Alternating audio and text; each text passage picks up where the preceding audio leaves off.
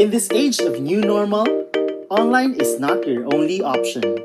Because new normal means new learning modalities and new learning possibilities. Let Vival make learning offline possible with Smart Class.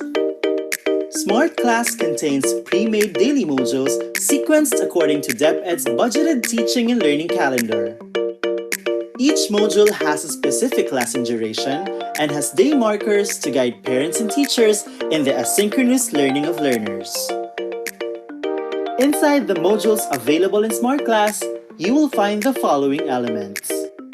First, learning competencies are identified in the module openers. Kickstarters are available to test students' prior knowledge on the subject matter.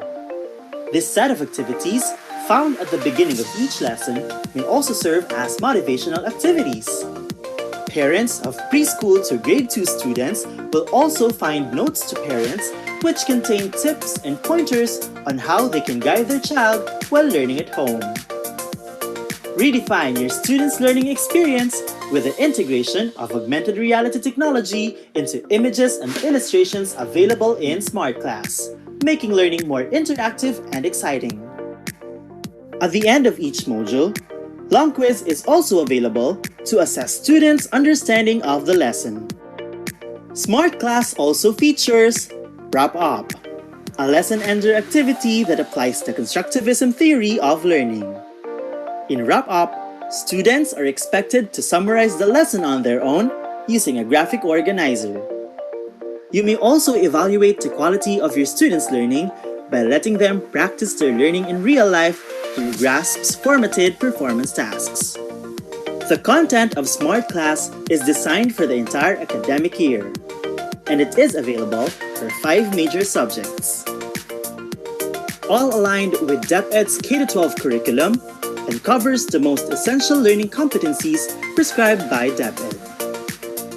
Secure your own copy of Smart Class before classes open. Contact marketing@debaugroup.com to know more.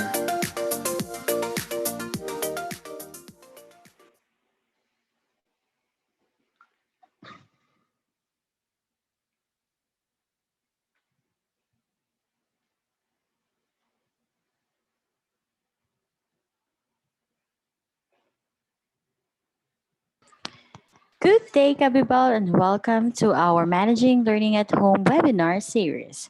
For the discussion this afternoon, our topic will be on creating learning routines in a non scholastic environment. Before we begin, kindly take note of the following reminders. First, make sure you are registered to the webinar to have your e certificate of participation. You may visit certificate.bibalgroup.com to generate your proof of attendance. Place your questions in the comment box allotted during the session and they will be addressed by our speaker later on.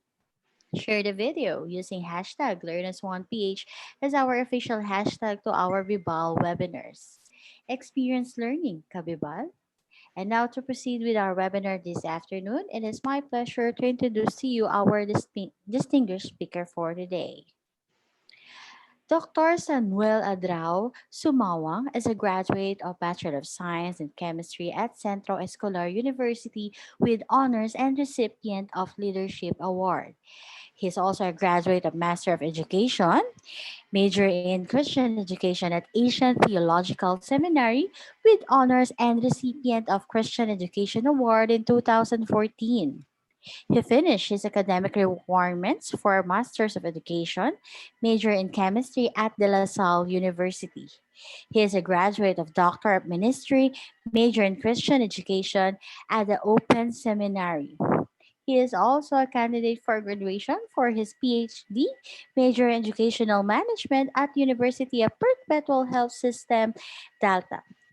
He is the founder and lead pastor of Lightfield Church Marikina in San Juan, Manila, an independent evangelical church centered for youth aiming to meet the spiritual needs of today's generation. He is the national coordinator of PCEC, Christian Educators Network, and National Alliance of Administrators of Christian Schools. He is the regional leader of the Philippines Global Trainers Academy and national secretary for National Alliance of Administrators of Christian Schools.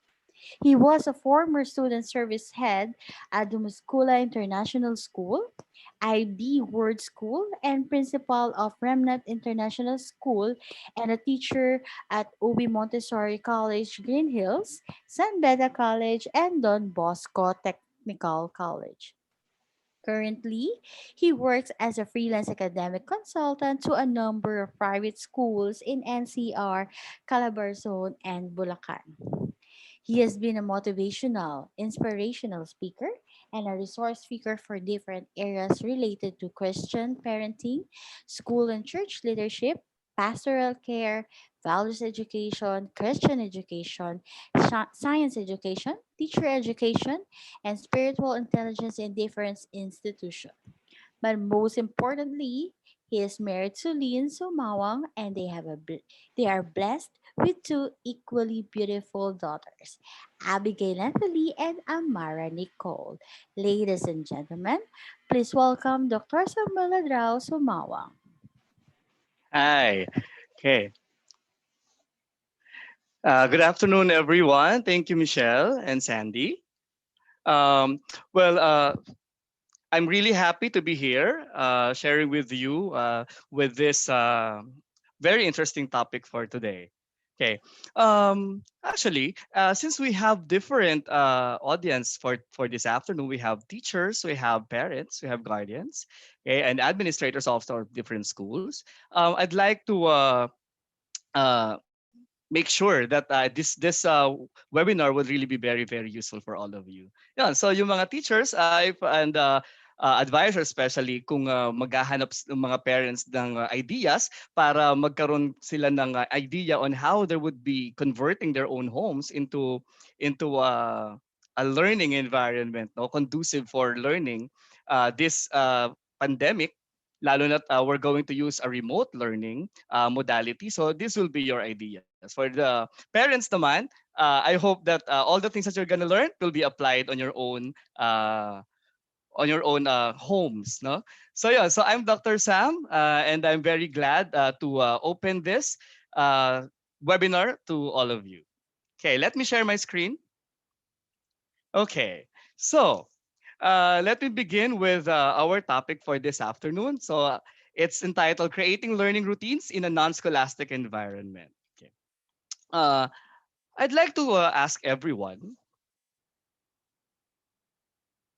okay, so how are you coping in this new normal? If you will notice, sinadya ko talaga na nasa baba no, nung rainbow, yung new normal, because I can see a silver lining. No? Kahit na ano nangyayari sa atin, we can easily adapt, mga Filipino tayong lahat.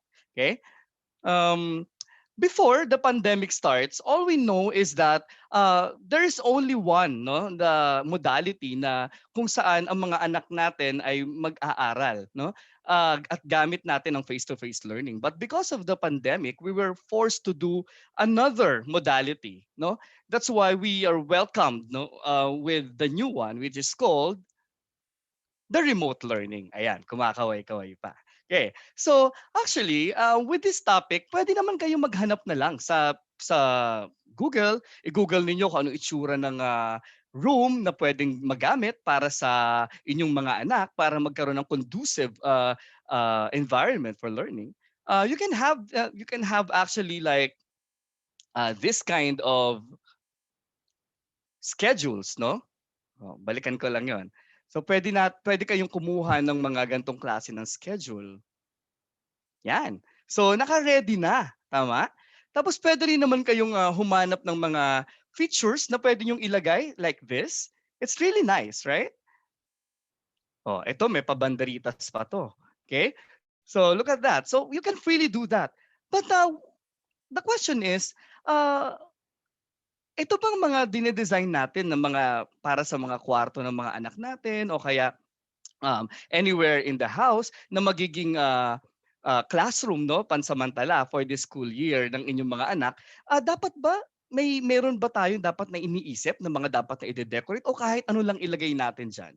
Yon. So actually, our seminar for today would have to be focusing on the backbone, no? Bakit nga ba kailangan unang-una ng routine sa bahay, ng learning routine sa bahay natin? Uh, Kailangan ba meron ba tayong nasa isip na dapat ilagay natin diyan? Meron ba yung mga theories na kailangan na sundin ba natin or hit or miss lang ba 'yan? So pagandahan lang ba 'to? Is aesthetic value would be the main thing here? Yon. So actually, kahit kami po ng mga teachers, nagde-design kami ng classroom. We don't just design classrooms for the sake of having a very beautiful classroom. No. Actually, at the back of our minds, meron kaming mga uh, kini-create na mga bagay so that pag nakita pa lang ng bata yung katulad nito, meron pa siya dito na may mga quotes pa tayo nakikita, today a reader, tomorrow a leader.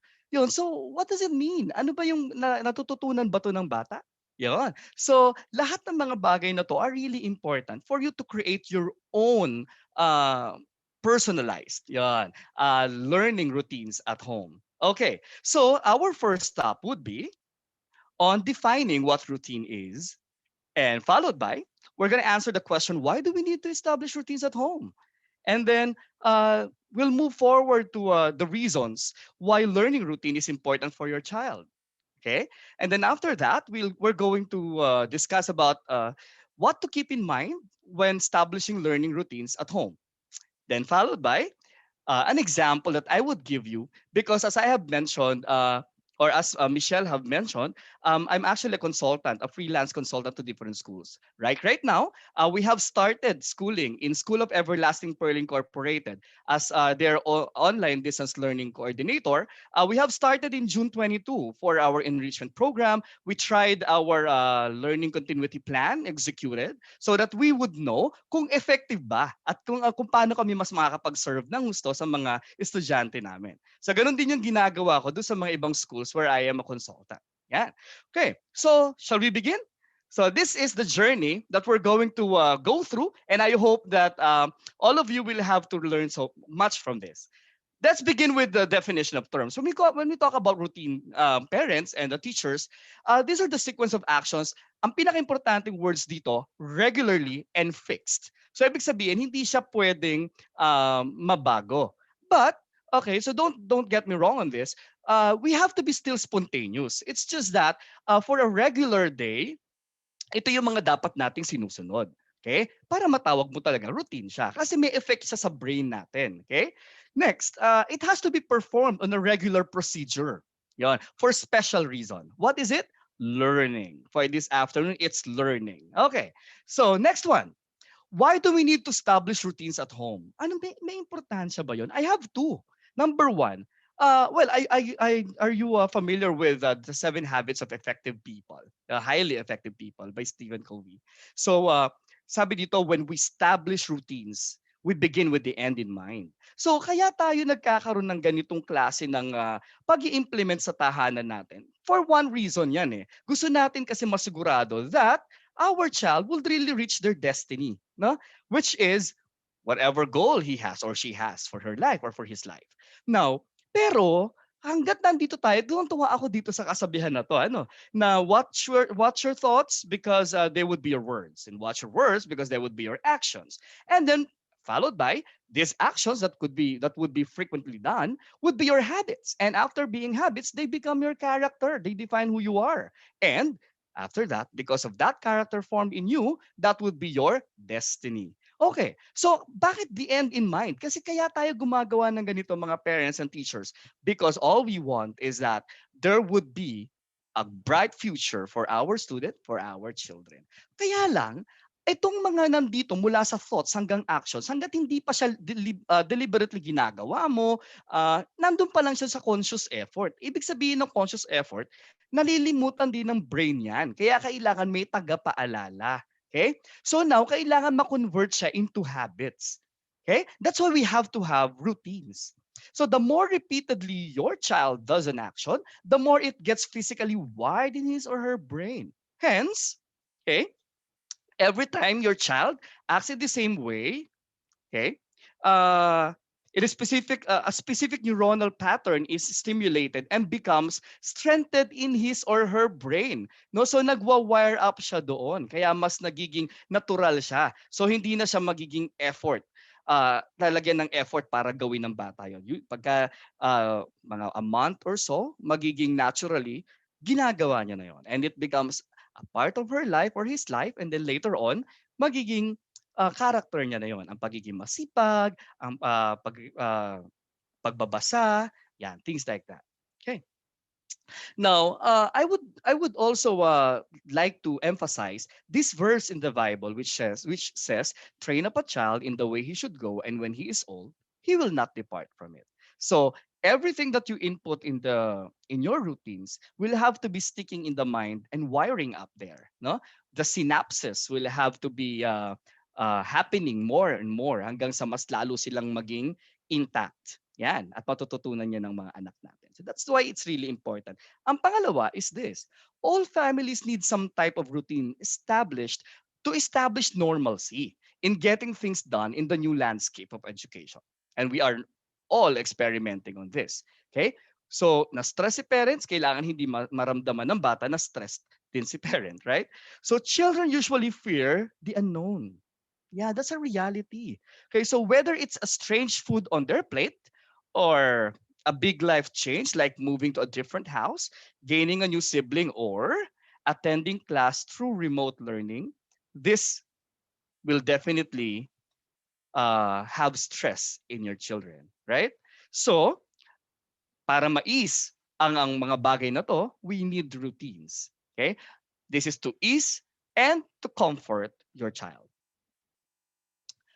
Now, biologically speaking, routine would help minimize uncertainties because the brain doesn't want it.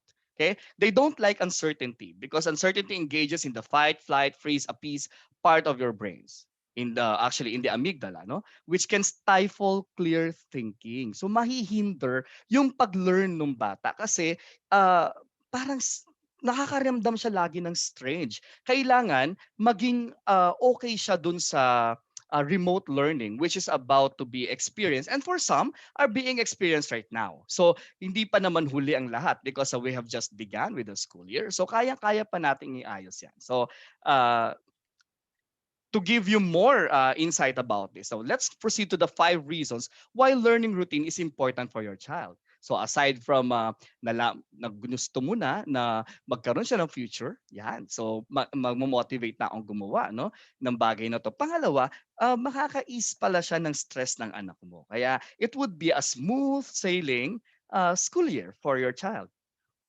Ang isa sa mga rason kung bakit makakabuti to sa mga anak ninyo is number one, it helps your child get on a schedule and it will secure the child of his or her expectations as well as your expectation for the child. Yan. So alam niya na happy si parent, happy si teacher. Yan. Okay, it gives your child confidence and independence. Importante po yan. So that when he or she grows up, dadalin niya yon. Okay? At mas marami siyang ma-achieve kung lagi siyang confident and independently doing tasks by himself or by herself. Number 3, it establishes healthy and constructive habits as I have mentioned a while ago. Kaya kailangan lang repeatedly gagawin siya on a regular basis. Provides opportunity for special daily rituals like me and my daughter Abigail Natalie. So every night, tuwan-tuwa siya no, na kapag bago kami matulog, magkakaroon kami ng stories. This hand is for the choices for the princesses. And this one is for the Bible stories. So kaya kailangan may isa dito sa princesses at mayroong isa rin para sa mga Bible stories. Okay? And that will have a big effect no on her mind. Maaalala niya yon. Okay? It becomes a special ritual. A ritual is something that you unconsciously done anymore. Yan. So offer stability during times of change or stress, just like what's gonna happen or what's currently happening to her or to him. No? Kasi nga, remote learning, hindi ko man lang mahahag si teacher. Yan, things like that. Or hindi ko makikita yung classmates ko. Hindi ko sila makakalaro sa playground. Things like that. So kailangan sanayin natin yung mga bata sa bagong normal. Okay? Now, on the next stop, what to keep in mind kapag halimbawa nagpaplano na, so excited ka na magplano para sa mga gagawin mo sa room ng anak mo or babaguhin mo. So what do you have to keep in mind? Number 1, you have to know ano na ba talagang henerasyon nitong mga anak ko? Ano ba talaga yung common sa kanila nang magkaintindihan kami? Remember that there's always generational gaps no between parents and the children.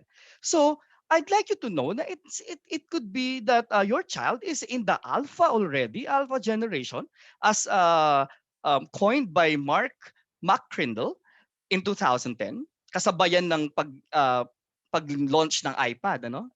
Then next, or nasa Gen Z. Yung mga higher grades nasa Gen Z. Yung mga nasa lower grades hanggang grade 3 to kinder, yun yung mga nandun sa alpha. So, pero ang mga alpha, pinag-iisipan pa sila, pinag-aaralan pa sila, what would really be their characteristics. Kaya sabi dito, Generation Alpha will be the most formally educated generation ever, the most technology supplied generation ever, and globally the wealthiest generation ever. Okay. So, but with the businessmen, of course, ito yung mga unang-una nag-aaral, how can they be able to catch this generation? I gained this next insights from seminar of Francis Kong, no? Sa SEDNet, sa Christian Educators Network. Okay. So, the Gen Zs daw, as they have studied it, ito yung usual na dapat nating tingnan.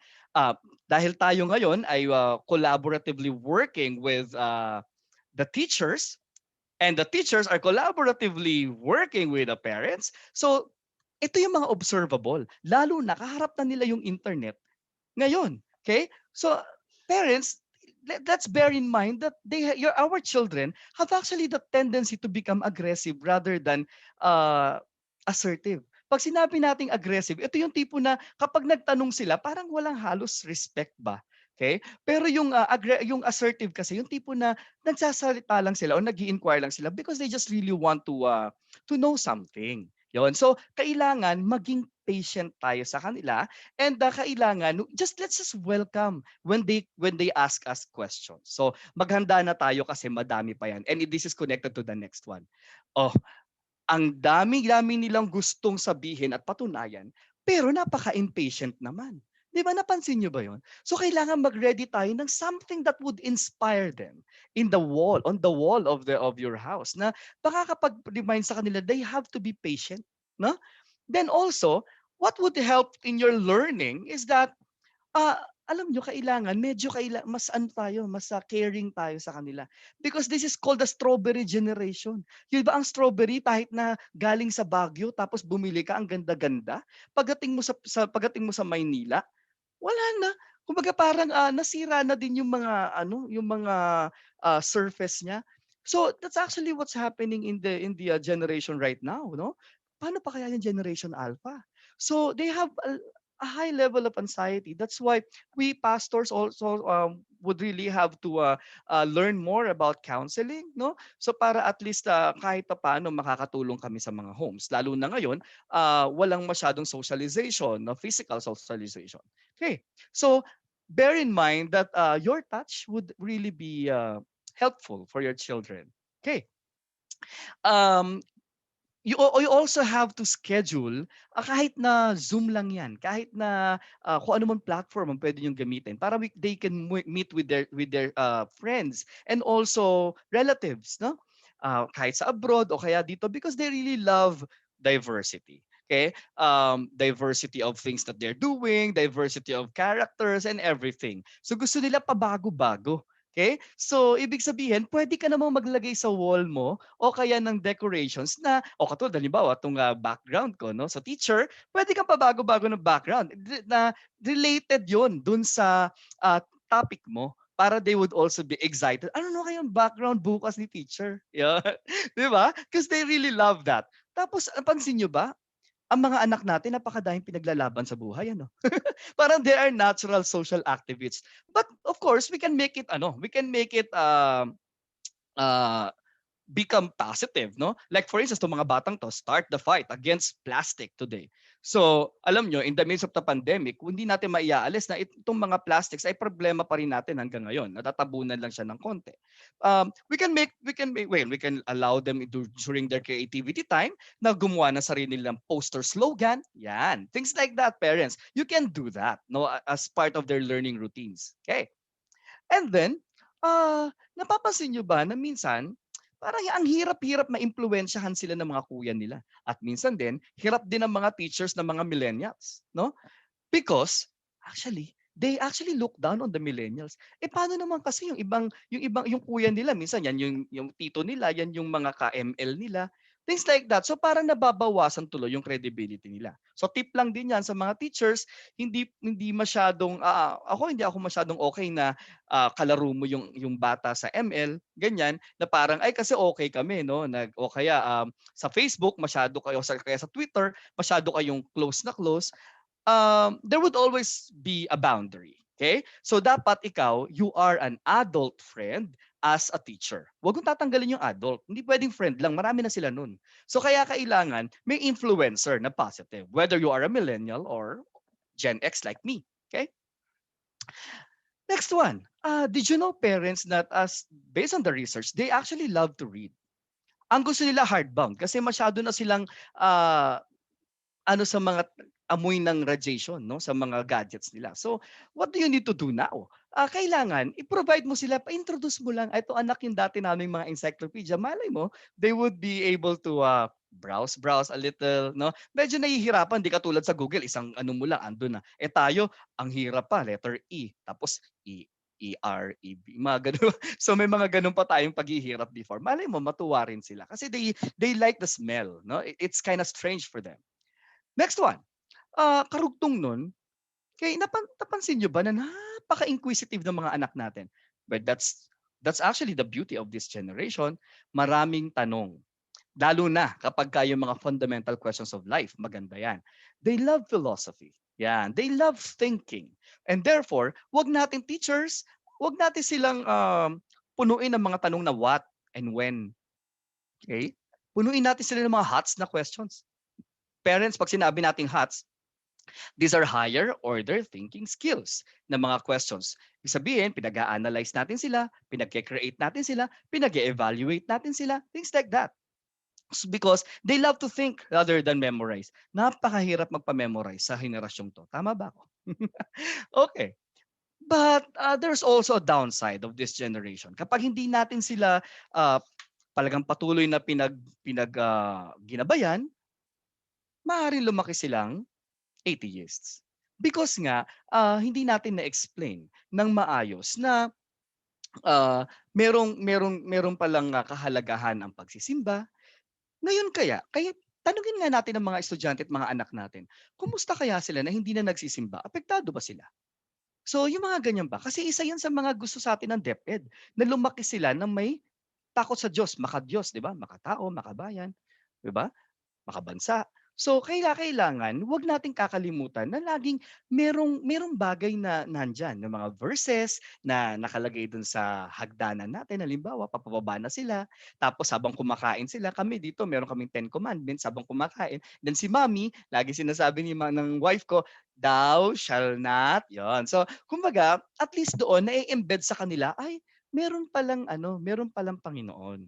No, dahil yun naman ang nais natin. Tapos when they end their prayer, it has to always be in Jesus' name. Yon. So those are the things that we can always adapt. No. By the way, in School of Everlasting Pearl Incorporated, for instance, we always start and end our class in a prayer. Yon. Para at least alam nila na we have started it and they have learned something or they will learn something at the start for them to grow as a Christian. Yon. And then mag-e-end kami for them to use whatever knowledge they have and convert it to wisdom for the betterment of the human beings, yung mga relationships nila with their siblings, because Christianity is actually a religion of love. Yan. So, yun yung mga bagay na pwede natin na i-embed sa mga bata. So, mga mami, sa learning routines natin, huwag natin kakalimutan ng prayer. Okay? Okay, now next stop natin would be, under this topic pa rin, no, what should we have in our mind? Parents, let's not be so much concerned about grades. Lalo na this time in pandemic, lalo na tayong magkakaroon ng ng stress sa mga bata. So what you need to do is to focus on what really matters. Okay? Ano ba yung talaga nagma-matter sa mga panahon ngayon? Ito po yun. I call it PIES. No? So in establishing learning routines at home, so you have to consider honing your child's PIES. So mamaya malalaman nyo kung ano yan. Kailangan equally yan para balanse. And then yung mga skill set, kailangan din po makikita yan at mararanasan ng mga bata. At ang panghuli, anong mindset ang dapat na itinatanim natin sa mga bata? Yung bang, anak, pagka nakatapos ka na ng trabaho ng pag-aaral mo, boss ka na ha? Ganun ba dapat 'yon? Ano ba ibig sabihin ng pagiging boss? O kaya ano bang next part ba niya? Gusto niyo ba magtrabaho siya or become an entrepreneur? 'Yon. So, umpisahan natin do sa PIES. When I speak about PIES, what I mean would be, yan. Kailangan i-hone natin yung unang-una. Kasi pag hindi nakisama ang physical component ng bata, yung mga susunod po dito, mahihirapan na tayo. Physical wellness, I is for intellectual wellness. On a daily basis to ha. We have emotional wellness. And we also have to secure, of course, the spiritual wellness of the child. That's why it's called PIES. Ngayon, hindi siya singular, no? So, tingnan nyo tong illustration na to. Yan. So, parang patong-patong siya kasi marami siya, no? Sa bawat area of their life. Marami sa P, marami sa I, marami sa E, marami sa S. When I talk about emotional wellness, I also would encompass the social. na wellness, emotional, social. Okay, let's start with this. So, kailangan po sa part ng learning routine, akala mo hindi part ng pagkain. No, good nutrition. Kailangan po colorful ang pagkain because the color of the fruit or the plant that they're eating actually would say something about the nutrition, no? Of or the good things that they would have to be acquiring when they eat that, no? Kung red yan, kung green yan, yon. So, dapat ang good nutrition ang unang-una nating pinaprioritize sa bata. Kakain siya na mula breakfast. Alam nyo ba na according to neuroscience, kapag pareho ng pareho ang oras ng pagkain natin, lalo na ng mga bata, it signals on the brain also na kumbaga automatic nag-aano na siya. Kumbaga uh, nagko-convert siya into something beneficial for us to have a better day sa araw na yon. So, mas maganda kung palagi o yung oras na yon siya kumakain at the same time. Lalo na kapag kasama tayong lahat na magkakasabay tayong kumakain. Okay? Now, a regular exercise. Do you know that when you exercise, kapag ka tayo ay stressed, yung cortisol level natin, which is being released by our endocrine system, yung hormone na to, bababa ang level niyan. Okay? Kapag ka nag-exercise tayo. So, ganun din sa mga bata. Kung pagising niya na naginip siya ng hindi maganda, o kaya pagising siya, meron siyang tantrums for instance, so bababa yung level na yon if we ask them to exercise, give a little stretch, no? Stretching tayo ng konti. Yon. At ang pinaka-importante sa lahat is an adequate sleep.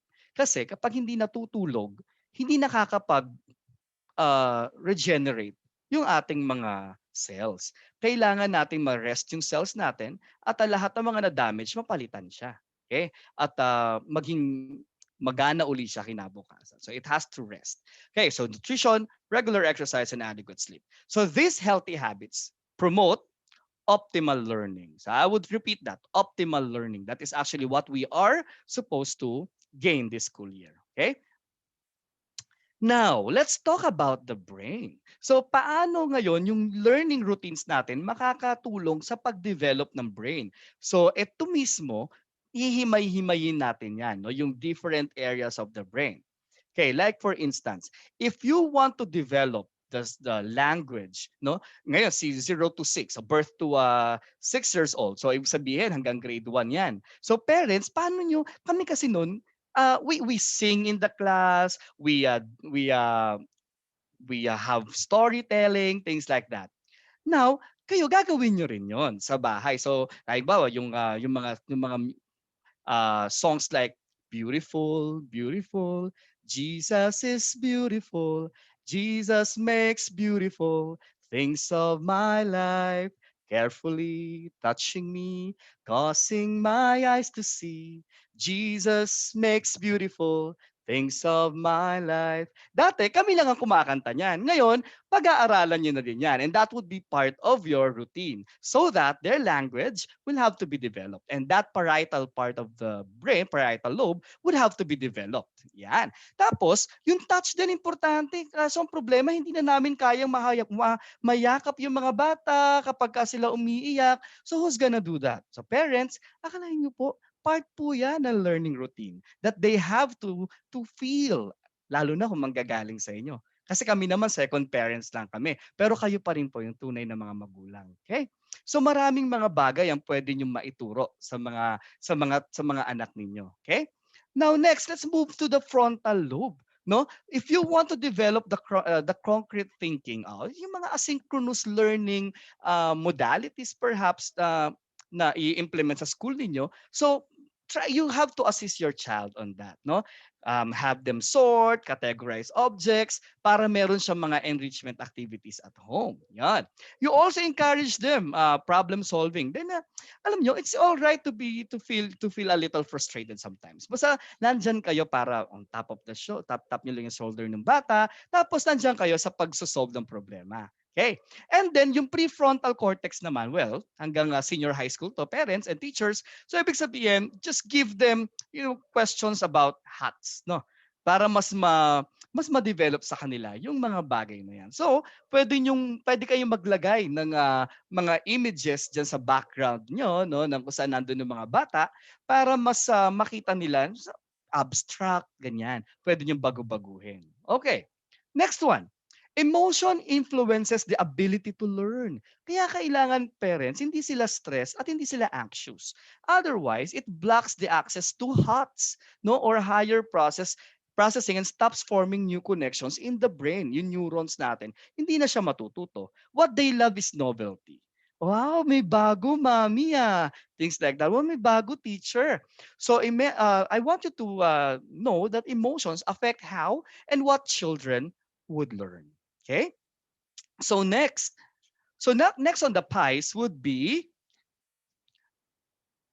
okay, before you create your learning routines at home, alam nyo nung tinanong ko yung mga senior high school to ha, ano ba yung mga kailangan nyo talaga sa bahay na kailangan maramdaman ninyo?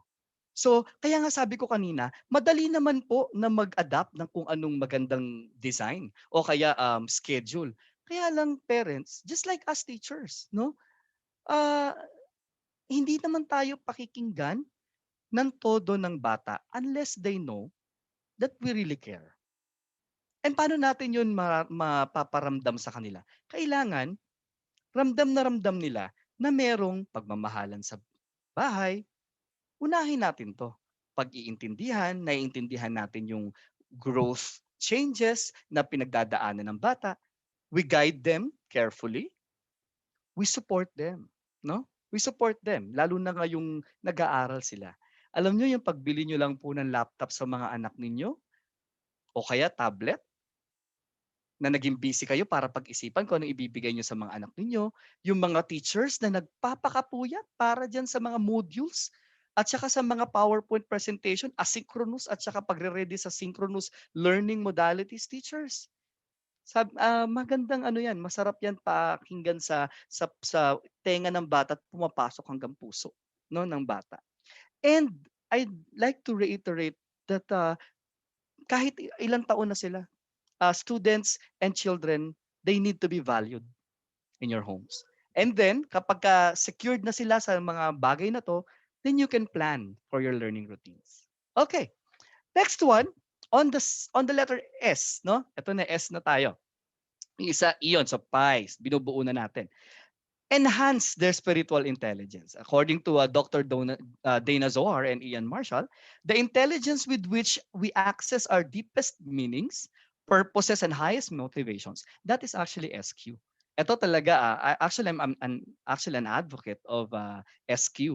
It's still in the infancy stage in the Philippines, and I hope na pagtuunan natin to ng pansin because when we can access our deepest motivations in our lives, yung meaning at saka purpose natin when we are moving in that area of awareness, mas nagiging productive tayo. So, umpisahan natin sa mga bata. Paano natin sila tutulungan, no? Sabi doon sa devotion ko this morning, katulad niyan, I also have a ritual in the morning. Instrumental music, worship, and then I have to read something. Mapakaikli lang, no? So, sabi dito, it is always healthy for me to remember that God's view of my spirituality, okay, lilinawin ko lang, spirituality and religiosity, they're not the same. His judgment of whether I am a spiritual-minded person or not is based not upon how I treat my friends and those I like, but how I treat the waiter at the table that whom I do not know, or the clerk in the store, or the yard man. This is the mark of my spirituality. Yun. So, yung pagiging mabuting tao na organically lumalabas dun sa bata. So, how can you help that? Paano natin may papasok sa learning routines yan? Number one, you can set up a quiet and clean and consistent learning space for them. Just like what this parent has done here as an example. Okay? In one of my lectures, I also said this. Parents, mas matutuwa sila na yung mga bata kapag kinakapitalize natin yung mga kung saan sila magagaling. Ang mga bata katulad nga nung isang parent na very successful, sana nakikinig sa si Mrs. Sante, no? Yung isa sa mga parents na hanggang ngayon kausap ko pa din, ganyan, kukumustahan kami. Ang anak niya ay naging handle ko when he was in grade 3, si Gab Sante. When he was in grade 3 sa San Beda College. Now, until now, nagko-communicate kami. Then, ito yung sinasabi niya na magkakaiba ang mga anak natin. Kaya dapat capitalize on their innate abilities. So, try to ask yourself, what are my child's gifts? No? What are they good at? So si teacher, ganyan din. Yung mga estudyante ko kaya ngayon, lalo na yung hindi ko man lang nakilala pa. So what are their gifts? How can I discover them in a remote learning modality?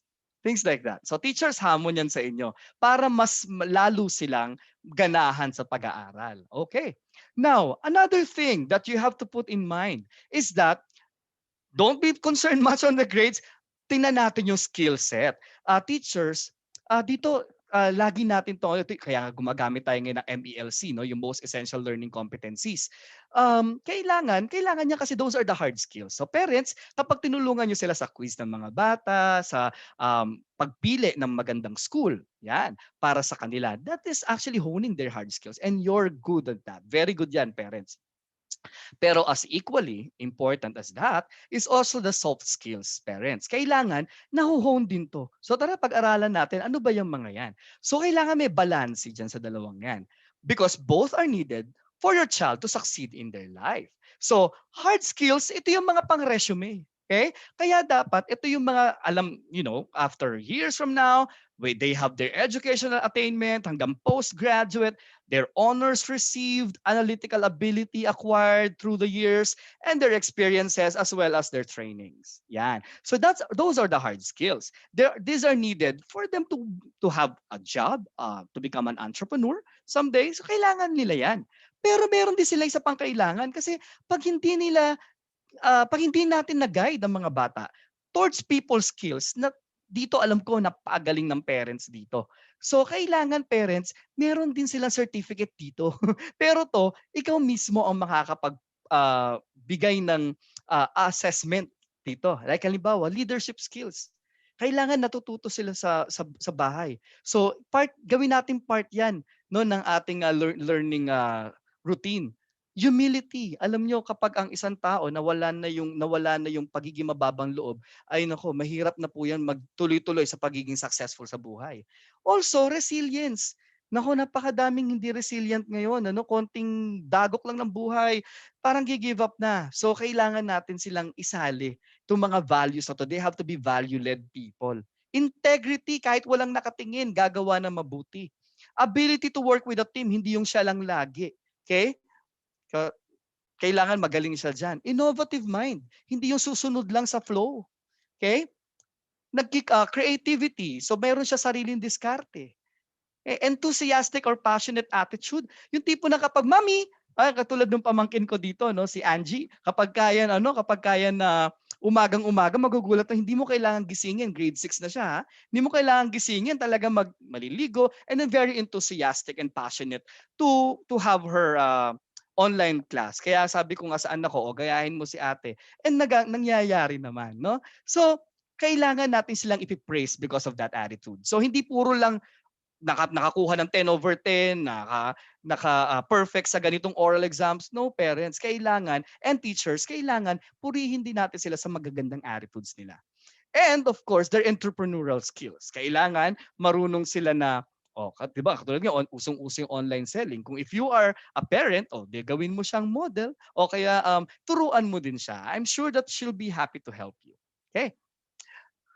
Because, I would like to say and emphasize that when you combine these two, you will have a well-rounded child, a well-rounded student.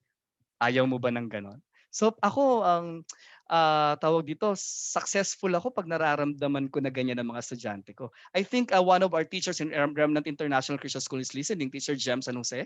So one of our teachers, I mean students na ngayon teacher na rin, si JD Villela, no? So si Daryl. So ngayon nakikita na namin yung effect na magkakaroon ka ng well-rounded student. Yan. So kailangan lang natin tong isagawa, no?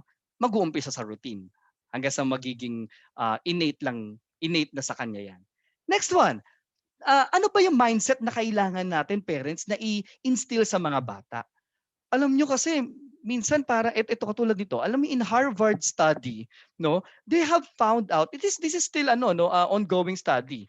They have found out meron dalawa palang bagay parents and teachers na dapat i-instill natin sa mind ng ating mga minamahal na estudyante at minamahal na mga anak.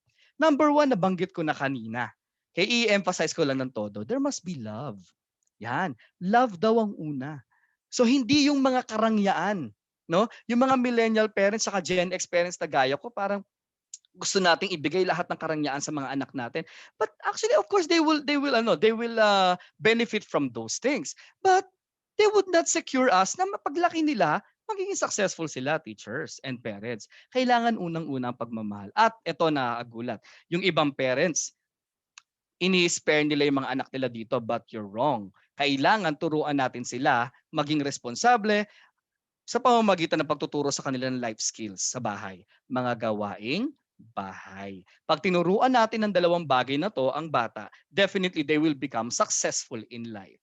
Yan. So a child who grew in love will never run out of the following: inspiration, motivation, hope, okay, faith, and joy.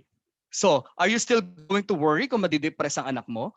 If you have filled the vessel in your child's heart with love, hindi ka mag-worry na yung anak mo ay magkakaroon ng depression, magkakaroon siya ng ah, hindi siya magiging resilient sa buhay because he or she is founded with love. Ganon din tayo sa klase natin, teachers. So kailangan maramdaman kahit remote, maramdaman ng bata na mahal natin sila. We are continuing in our education of these children because we love them above all. Okay. Now, another one is kailangan turuan ang mga anak ng mga gawaing bahay. So, ito yung mindset na kailangan meron ang bata. Okay? Pagmamahal na galing sa magulang at ibibigay niya because he cannot give what he doesn't have. Meron siya nun sa puso niya. May bibigyan niya yan sa mundo. Ito pang isa. Okay? Pag merong kalat, pag meron diyang may gusot, sinong dapat na gumalaw niyan o sinong dapat na makialam diyan? Hindi naman yan kasali sa KPI ko eh. Yung mga ganyan ng mga sagutan yung mga key performance index. Kahit na hindi yan kasali sa KPI mo, ikaw ang nakasaksi. You have to be responsible in doing things so that it would be solved, no? Yun. So kaya kailangan yung mga bagay na to, tinuturo natin sa mga anak natin, the earlier, the better. Okay? In this way, they will learn work ethics. Hindi natututunan ng work ethics sa panahon na magtatrabaho na sila. Kundi natututunan yan sa panahon na lumalaki sila sa inyong mga tahanan. At lalo na ngayon na oras ng pandemya. Okay? So we're actually towards the end already of my talk. This time, I'll give you an example of the learning routine. At home, pag pinagsama-sama ko lahat yon, sabi ko nga, hindi pwede na may model lang dyan, makita mo, then gagayahin mo. When you talk about learning routine at home, parents and teachers, when you and administrators, when you have your orientation, there's no such thing as one size fits all. Walang isang schedule na lahat ay pwede nang gayahin yon. Kailangan, if we want it effective, we want it to work in our homes, then we have to think about it critically. We have to decide on it, collaboratively with our teacher, with our parents, yung mga teachers naman nagagawa ng ganyang collaboration, with the administrators, and also, of course, kung isa niya lang anak yan, si husband at si wife, collaboratively mag-uusap kayo dyan. Okay? So this is an example, like what we're doing in the schools that I'm handling. Okay, so look at that. I have here, like for instance, I would like them to wake up at 6:30. Oh, okay, wake up time 6:30 for them to do the morning routines already. So sa morning routines, nandoon na yung morning prayer so andito na lahat yung pies, yung mindset, so skill set, nandito na silang lahat. Okay? Morning prayer, and then if you would have a family devotion, you can have that. Okay? And then, neuroscience would say that it's very healthy, no, for their emotional and neurobiological development kapag ka nasasanay ang bata na ng ganitong klaseng practices. Umaga pa lang, hindi yung umaga pa lang kapag kaingay-ingay ng mga sounds niyo, mga rock, mga gano'n. So nakaka-distract ng concentration. So kaya kailangan i-set natin ng gano'n muna ang ating mga bahay. Kalmado lang, no? Okay. And next is, well, we can have the exercises like pwede na tayong mag-stretch, okay, Zumba in the morning if daddy or mommy can lead that. And then after that, unang chores, make the bed. So after niyan, kailangan siya mismo ang magliligpit ng kanyang mga hinigan. Okay? And then, breakfast together. As I have mentioned, importante yung kasama si daddy at saka si mommy. Okay? Tapos, take a bath. No? So, sa mga Pilipino, importante talaga yon. So, morning pa lang, so you take a bath. No? And then, but if that's not your practice, it's all right, no? So you can put this at night or in the afternoon. Kaya nga sabi ko, you can actually tweak this, no? And then after that, we have to get dressed for the screening time because the screening time starts for this particular example at 8 o'clock.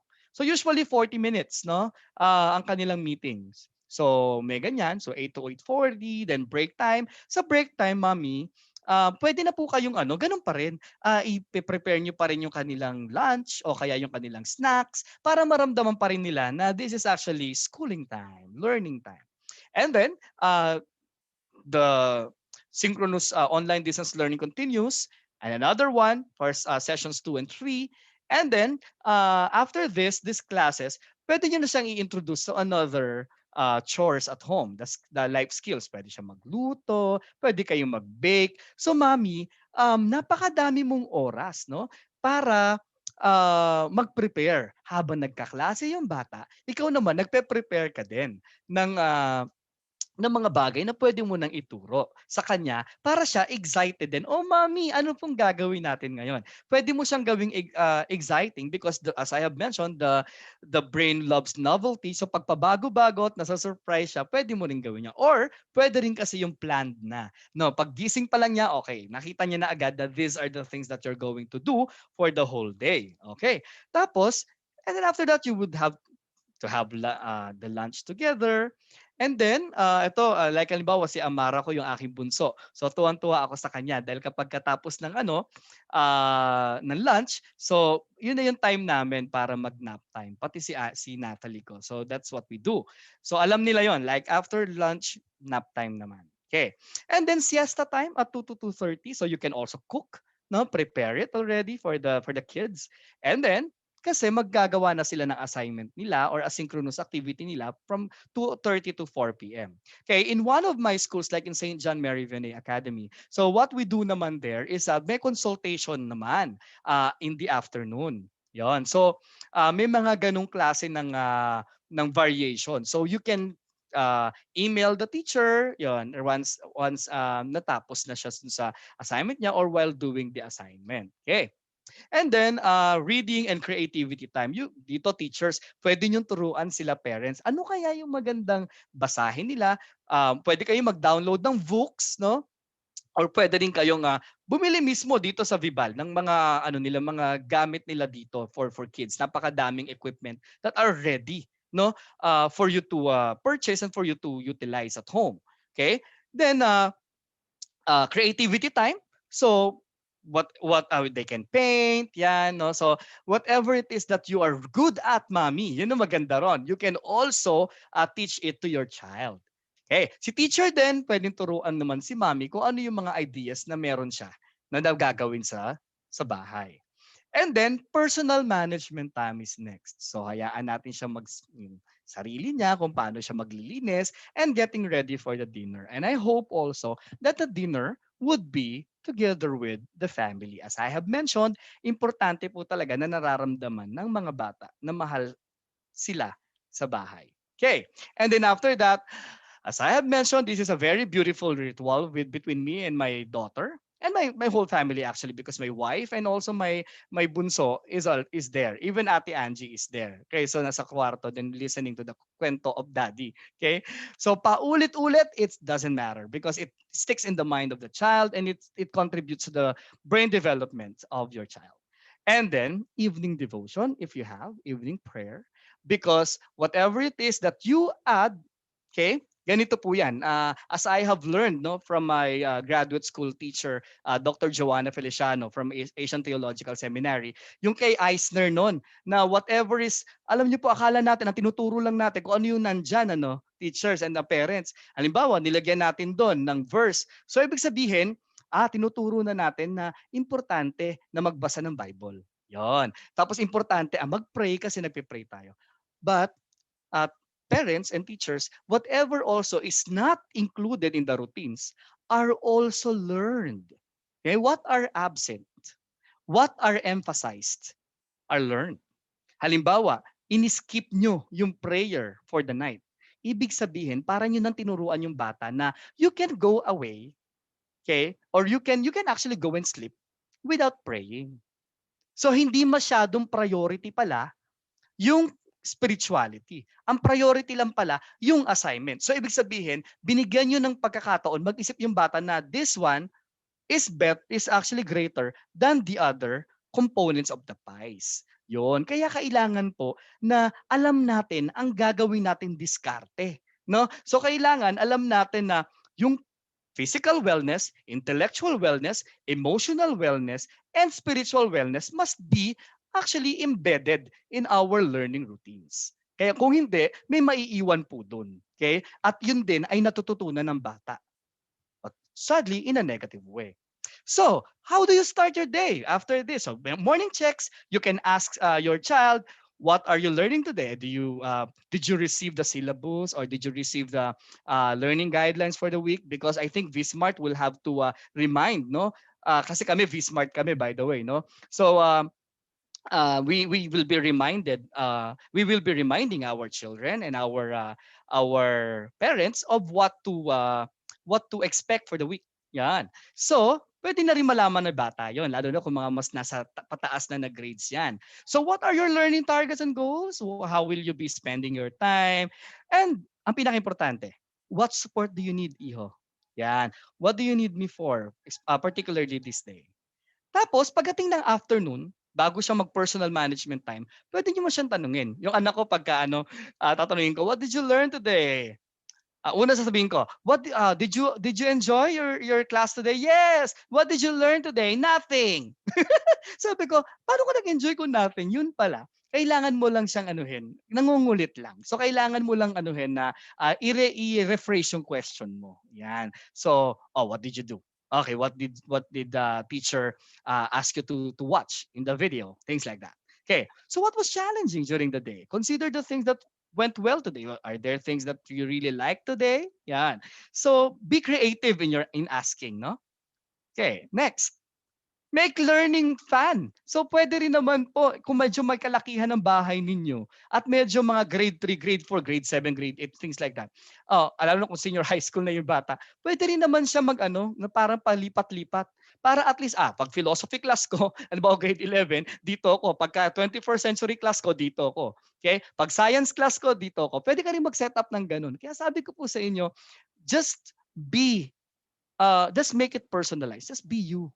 Para ikaw din, mommy or daddy or teacher, nag-enjoy din kayo. Because the learning routine is actually authored by no one else but you.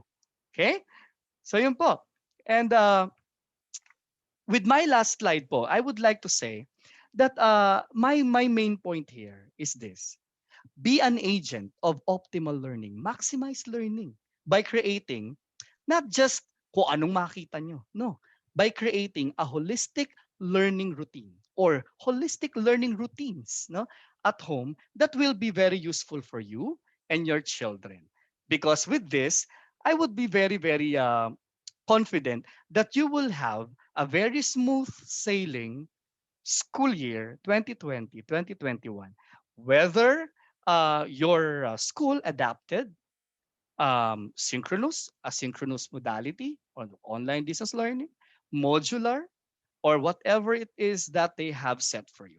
For teachers naman, alam ko na if you are doing your best for your children, for your anak ang tawag natin sa kanila, di ba? For your students, I will always be secured that there would be optimal learning.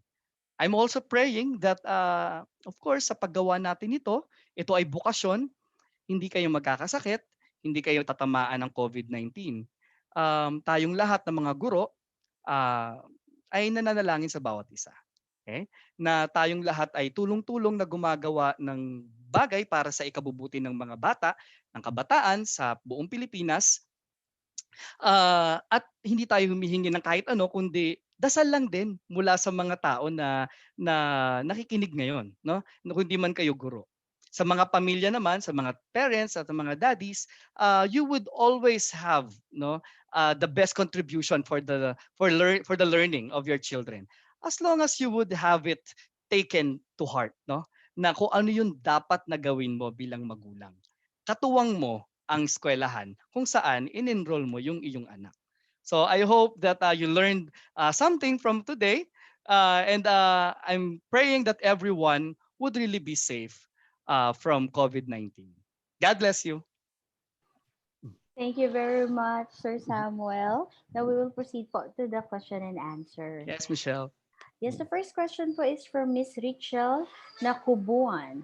Sir, what about po to some parents that cannot have this kind of setups, wherein some cannot even buy adequate food for their family, and they have a hard time being with their children because of work?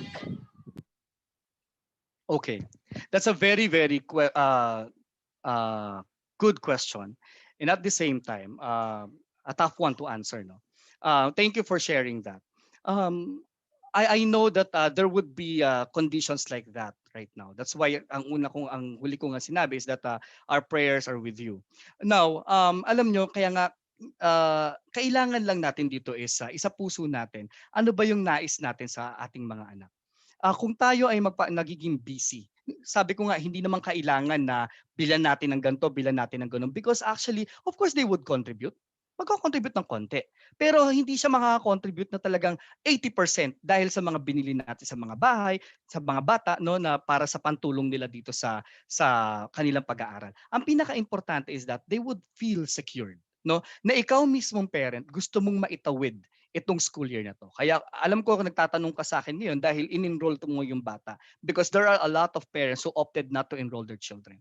Ito lang ang may sasuggest ko. Just make sure if you're busy with work, lalo na kung hindi ka work from home, if you're busy at work, make sure lang na yung mga iiwan mo sa bahay ay mapagkakatiwalaan mo. Okay? Na kumbaga yung mga may iwan sa bahay would also help no in their own ways no para lang sa pagkatuto ng iyong anak. Yun yung may isasuggest ko sa iyo. And hopefully also na kung wala naman maiiwan sa bahay, just make sure lang that your house is well lighted, tapos hinanda mo talaga, nilinis mo. Because yung pagiging malinis lang ng isang lugar, magiging conducive nito sa pag-aaral, malaking tulong na po yun. Miss Thank Michelle? you so much po, sir. Next po question is from Miss Maylene Goyala. The acronym PIES you introduce is so helpful for our students, especially in good nutrition. Kaya lang po, paano matuto ang mga bata kung walang makain dahil walang trabaho ang mga magulang nila, lalo na matatanda na po?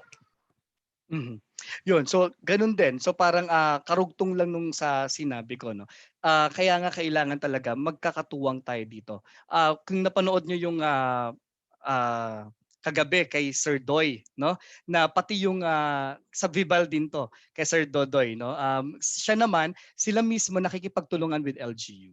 So kaya nga sabi ko kaming mga teachers lalo na yung mga nasa public school hindi lang po kami at hindi lang namin tinatawid ang pag-aaral ng mga bata through the MELC and asynchronous modules na ginagawa namin, kundi tinatawid din namin kasi kami mismo nakikipag-usap no sa mga LGUs na kung saan pwede kami na pwedeng suportahan itong mga batang to.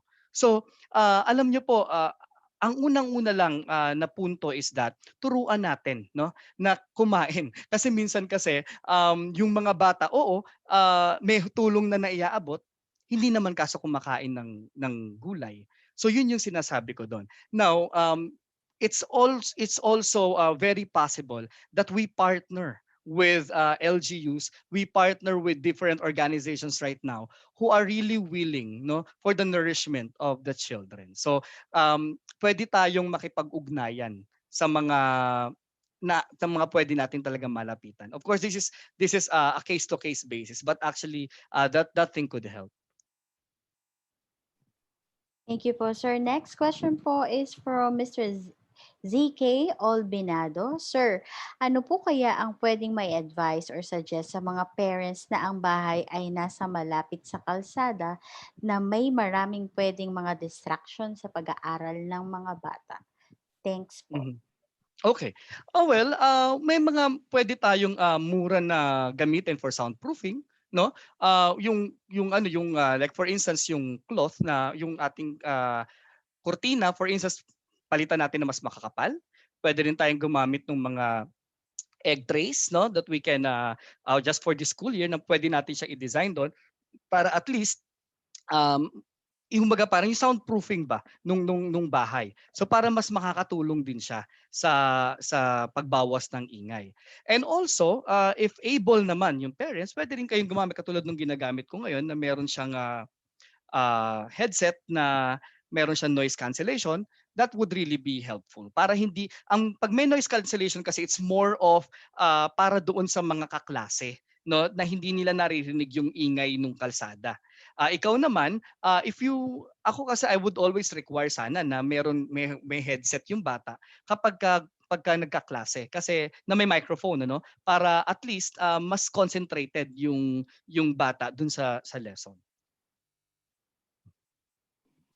Thank you so much po, sir. Next question po is from Miss Maria Corazon Gabrino. Paano naman ang mga parents ay walang pakialam sa anak? Basta Mm. lang, enroll ang bata. How can be a child more motivated to do the home learning?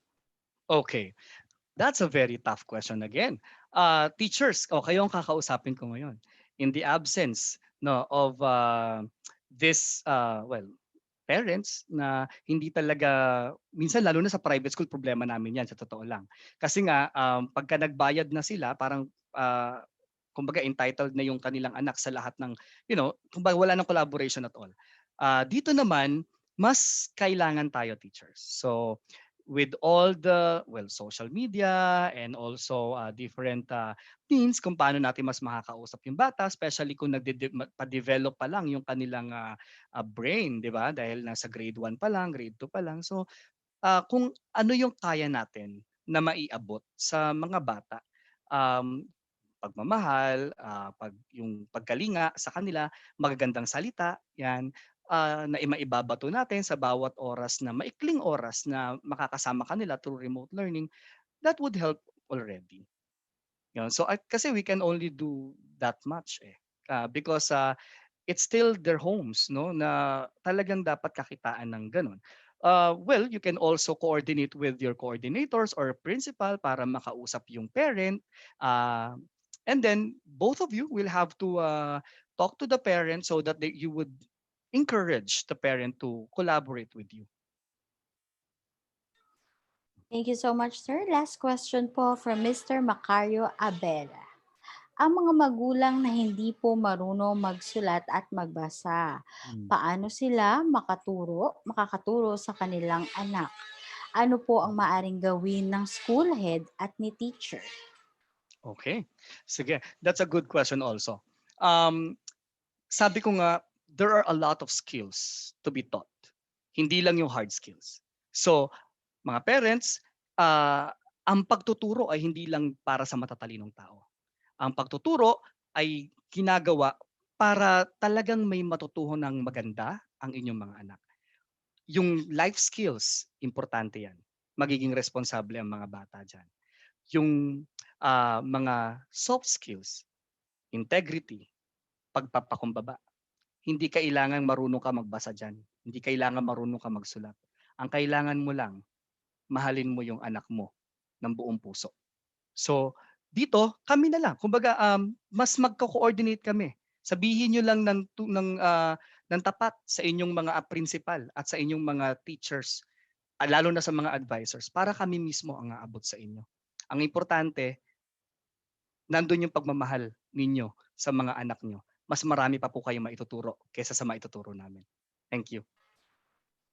Thank you so much po for answering the questions of our viewers. That's all the questions that we have for now. Any last reminders po to our viewers for this afternoon, sir? Yes. Siguro sa pagkakataong to, I would like to unang-una congratulate everyone no na uh, you did decide to continue education with us. Importante po kasi. Uh, Lalo na sa ganitong sitwasyon natin, ang ekonomiya ay hindi nagiging maganda.